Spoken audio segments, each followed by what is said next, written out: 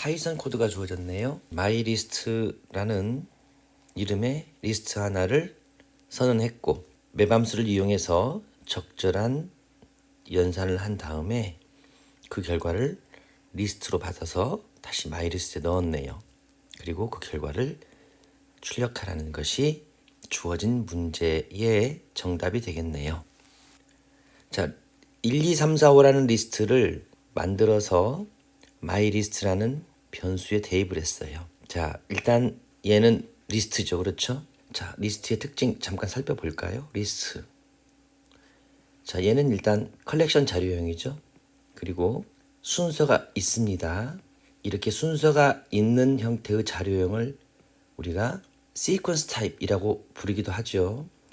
그리고 리스트는 데이터의 중복을 허용하죠.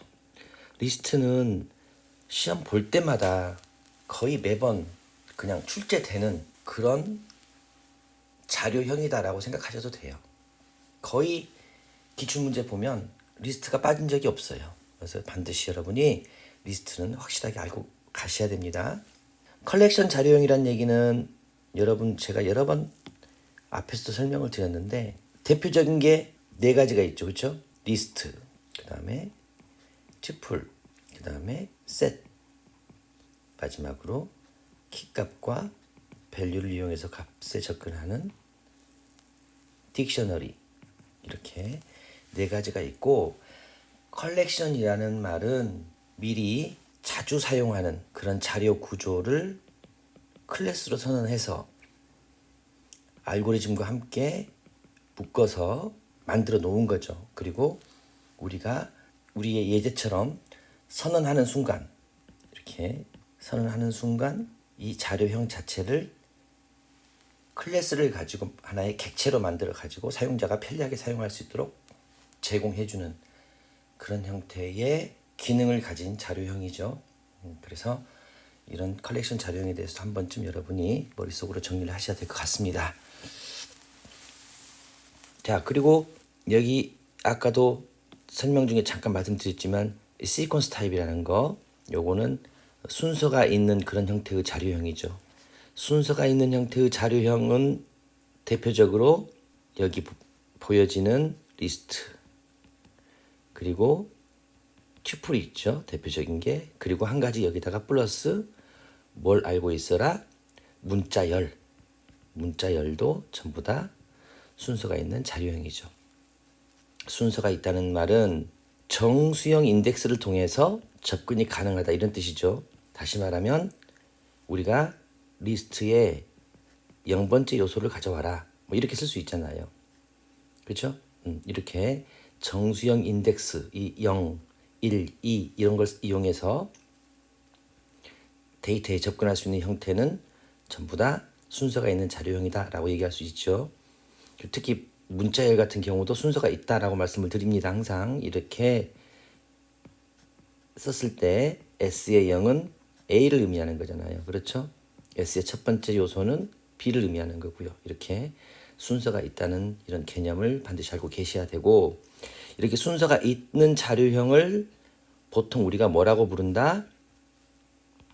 이터러블, 즉 반복 가능한 그런 자료형이다라고 부르기도 한다고 했습니다. 그리고 이 반복 가능한 자료형 안에서 그 순서를 관리해주는 객체가 따로 있는데 그 순서를 관리해주는 그 객체가 이터레이터다. 요거까지 여러분이 알고 계시면 정말 좋겠습니다. 이런 개념들을 가지고 이렇게 들여다보시면 굉장히 문제가 쉽게 풀린다고 여러 번 말씀드렸습니다. 자, 지우고 그 다음 또 설명을 해드리겠습니다.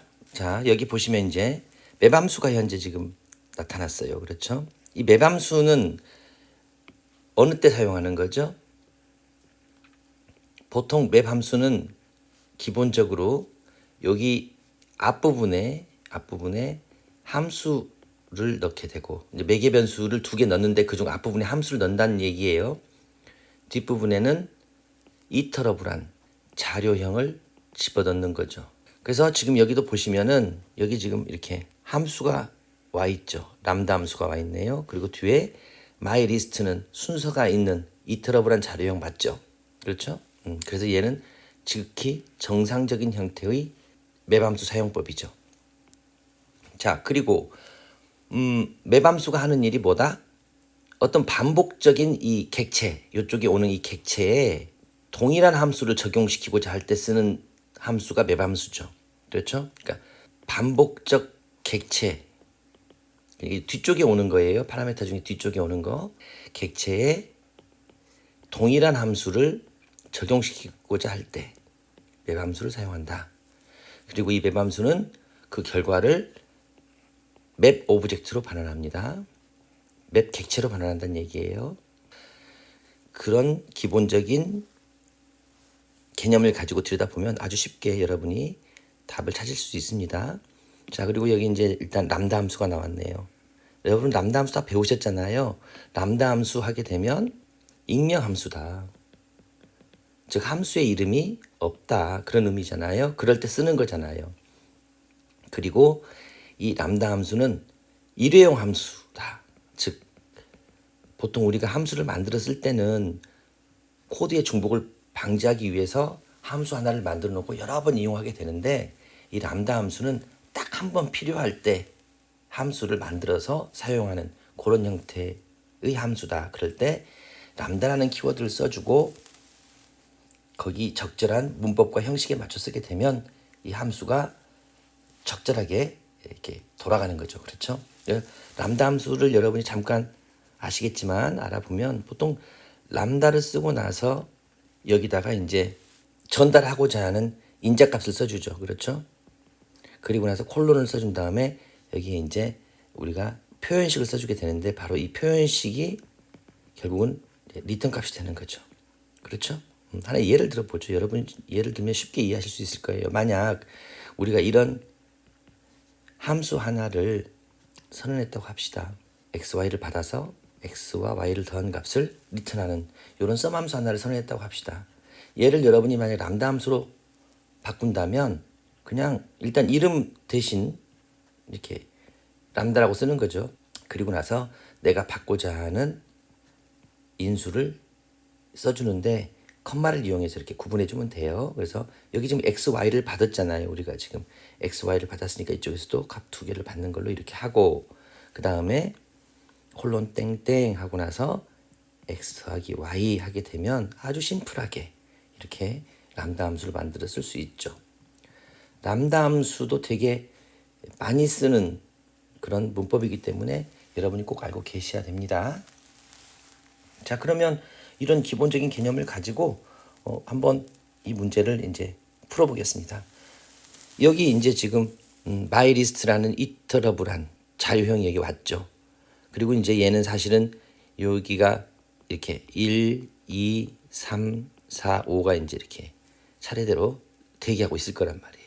그래서 맨 처음에 이제 요 1이 여기 x로 전달이 되겠죠. 인수로 전달이 돼서 차례대로 그 다음에 x 곱하기 2라는 연산을 하겠죠. 그렇죠? 그리고 이제 얘가 끝나고 나면 이제 이쪽에 전달이 되겠죠. 그러면 이제 이 맵함수에 의해서 얘들은 차례대로 맵 오브젝트 형태로 만들어지는 거예요. 그러면 지금 x값이 들어오면 그 x값을 가지고 2를 곱해서 넣으라고 했잖아요. 그러니까 1에다가 2를 곱한 결과값 자체를 일단은 차례대로 넣고 그러면 일단은 맵 오브젝트가 2 그렇죠? 그 다음에 2가 또 들어가게 되면 하나 끝났으니까 이번엔 4 그 다음에는 6 8 10 이렇게 마지막 요소를 만날 때까지 반복을 하겠죠. 자, 이렇게 그러면 이게 만들어진 게 하나의 맵 오브젝트란 말이에요. 그 맵 오브젝트는 사실 우리가 바로 쓸 수가 없어요. 얘를 사용하려면은 다시 또 접근할 때 인덱스를 이용한다든가 또는 뭐 넥스트라는 그런 메서드를 이용해서 접근할 수 있는데 여러분이 거기까지 아실 필요 없이 일단은 맵 오브젝트 자체는 바로 사용할 수 없다. 그래서 여기 지금 사용하기 위해서 얘를 뭘로 바꿨어요? 리스트로 바꿨죠. 지금 리스트라는 걸 보면은 얘는 여기서 여기까지잖아요. 지금 리스트 안에 일종의 매함수를 이용해서 여기다가 수식을 집어넣었다 이렇게 생각하셔도 돼요. 자, 어쨌든 이 결과는 리스트로 만들어져 반환이 될 거다. 그러면은 결국은 이 마이리스트 안에 이 값이 들어가겠죠. 즉 마이리스트는 어떤 값을 가져요? 결과가 이렇게 2, 4, 6, 8, 10이라는 결과를 갖게 될 것이다. 그리고 그 마이리스트를 출력하라고 했으니까 당연히 2, 4, 6, 8, 10 이렇게 출력이 되겠죠. 여러분 시험장에서 조심하실 것은 얘도 반드시 리스트니까 대괄호로 이렇게 묶어줘야 된다는 거. 이런 거 조심하셔야 돼요. 자, 이렇게 결과가 아주 심플하게 나왔는데 아까도 제가 말씀드렸다시피 람다 함수나 맵 함수의 특징들을 여러분이 잘 알고 계셔야만이 약간의 응용이 되더라 하더라도 당황하지 않고 쉽게 잘 풀어낼 수 있습니다. 정보처리 기사 문제는 아주 어려운 문제가 나오기보다는 기본적인 개념을 정확히 알고 있는가라는 것을 묻는 문제들이 많이 나옵니다. 그래서 여러분들이 이러한 기초 실력들을 좀 더 탄탄하게 보강하는 것이 시험에 합격할 수 있는 좋은 지름길이라고 저는 생각해요. 그래서 사소한 거지만 여러분이 놓치지 말고 이런 부분들까지 꼼꼼히 잘 챙겨서 시험에 응시하셨으면 좋겠습니다. 자, 오늘도 긴 시간 동안 고생 많으셨고요. 다음 시간에 또 뵙겠습니다. 안녕히 계세요.